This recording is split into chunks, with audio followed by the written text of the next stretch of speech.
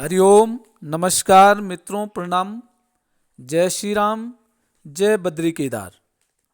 मित्रों, एक बार पुनः आपका स्वागत कर रहा हूं श्री शिव शक्ति आध्यात्मिक चैनल पर, जहां पर कि मैं आपको ज्योतिष से संबंधित, आध्यात्म से संबंधित छोटी छोटी और महत्वपूर्ण जानकारियां उपलब्ध कराता हूं।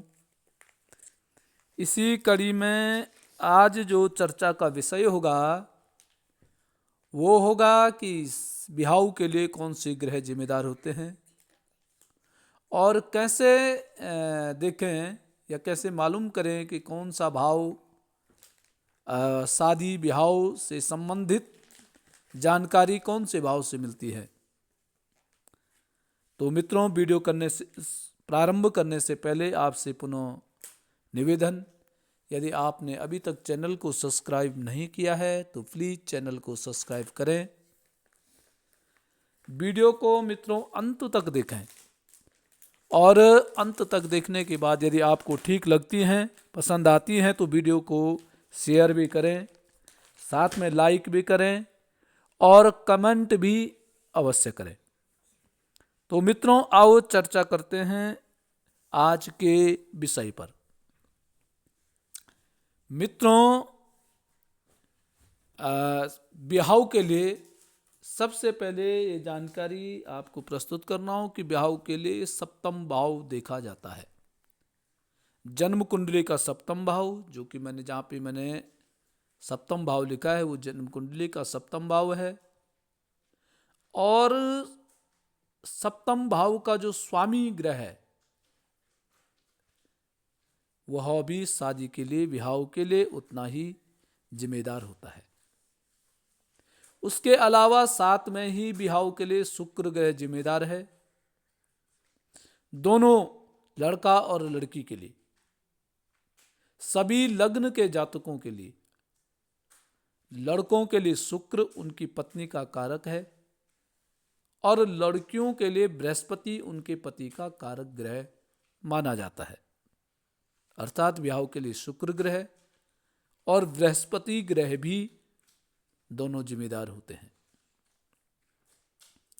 इसके अलावा चर कारक भी होते हैं, जिनमें दारा कारक यानी 7 ग्रहों में जो ग्रह सबसे कम चला हो किसी भी राशि में, वह दारा अर्थात पत्नी का कारक होता है। जन्म कुंडली में जिस ग्रह की दशा या महादशा सबसे कम है वह दारा अर्थात पत्नी का कारक माना जाता है। इसके साथ ही सप्तम भाव में बैठे ग्रह, सप्तमेश के साथ बैठे ग्रह, सप्तम भाव को देखते हुए ग्रह और सप्तमेश पर दृष्टि डाले हुए ग्रह भी बिहाव करा सकते हैं। अर्थात अच्छे हैं तो बिहाव करा सकते हैं और खराब स्थिति में है तो बिहाव में परेशानियां उत्पन्न कराते हैं। इसके साथ ही मित्रों, सप्तम भाव में बैठे ग्रह सप्तमेश के साथ बैठे ग्रह। अब सप्तम भाव में, आपका जो सप्तम भाव है, सप्तम भाव में कौन से ग्रह बैठे हुए हैं ये देखिए, और उन ग्रहों की क्या स्थिति है ये भी आपको देखना पड़ेगा।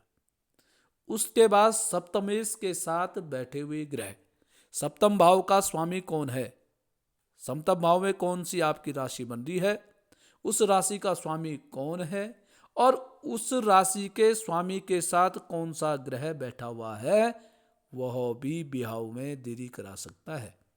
यदि वह ठीक स्थिति में नहीं है तो वह भी आपके बिहाव में विलंब कराने की क्षमता रखता है। उसके बाद है सप्तम भाव को देखते हुए ग्रह। सप्तम भाव को कौन से ग्रह देख रहे हैं, कैसी दृष्टि देख रहे हैं, शुभ दृष्टि है, अशुभ दृष्टि है। शुभ दृष्टि है तो शीघ्र बिहाव और अशुभ दृष्टि है तो बिहाव में विलंब कराते हैं।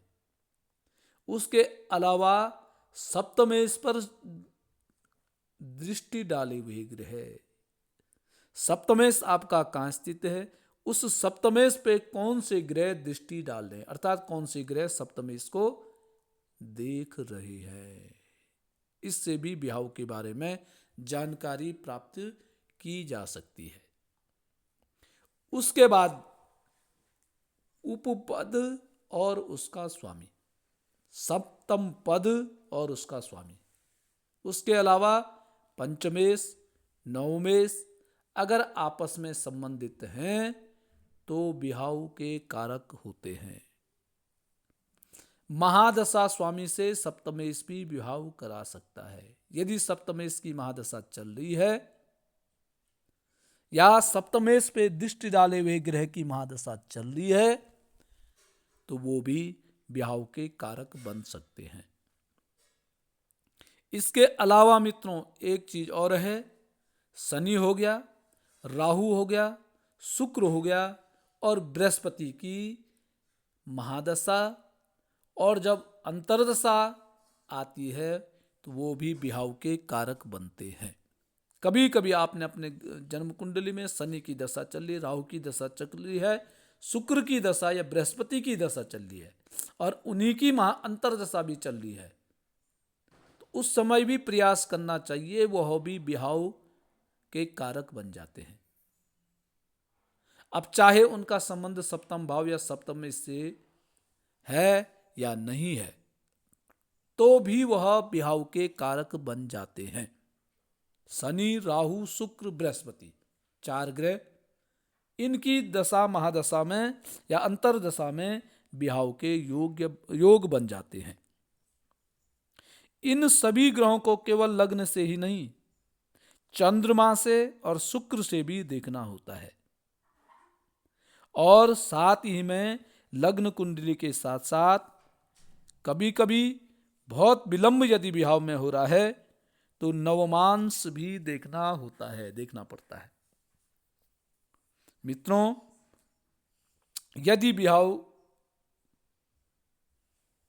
ये सारे ग्रह विवाह के कारक हैं, लेकिन विवाह केवल 2 लोगों का नहीं होता है, एक तरह से उनके परिवारों का आपसी संबंध भी है।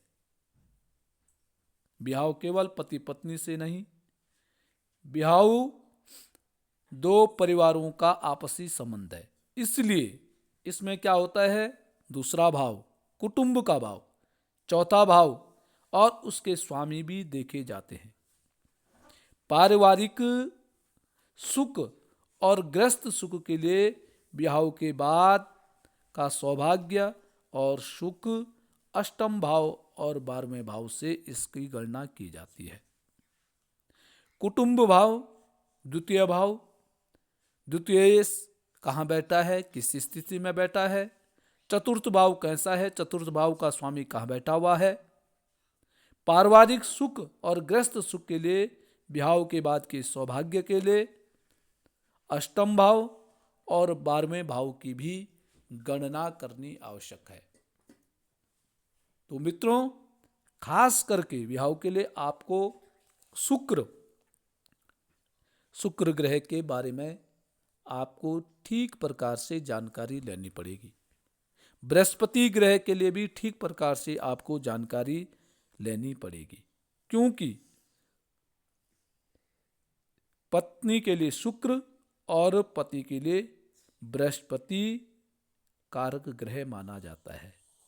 और मुख्य तरीके से यदि आपको देखा जाए तो सप्तमेश और सप्तम भाव को बिल्कुल बारीकी से इसका अध्ययन करके विवाह के बारे में पता आप कर सकते हैं, क्योंकि सप्तम भाव ही विवाह के लिए जिम्मेदार भाव माना जाता है। तो मित्रों, ये था विवाह से संबंधित योग।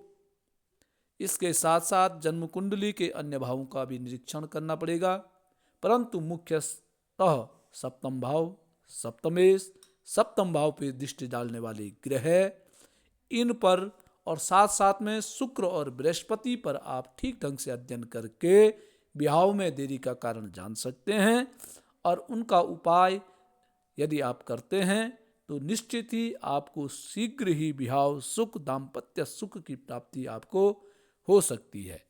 तो मित्रों, आज के लिए बस इतना ही। कल पुनः किसी नई जानकारी के साथ आपके सामने प्रस्तुत होऊंगा। तब तक के लिए नमस्कार, प्रणाम, जय श्री राम, जय बद्री केदार।